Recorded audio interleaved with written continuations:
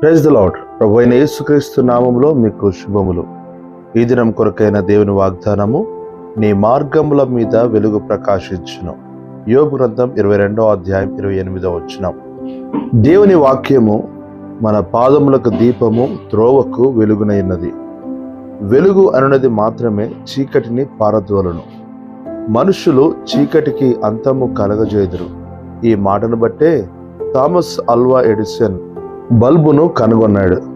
చీకట్లో నడుచున్న మనుషునిపై మనుష్య కుమారుడైన యేసుక్రీస్తు వెలుగుగా ఈ లోకమునకు వచ్చెను. చీకట్లో సంచరించు ఎడల దారి తప్పిపోనట్లు పాపము చెడుతనములో జీవించువారు తాము ఏమి చేయుచున్నారో, ఎక్కడికి వెళ్ళుచున్నారో ఎరగరు. యేసుక్రీస్తు ఈ లోకమునకు వెలుగుగా వచ్చాడు.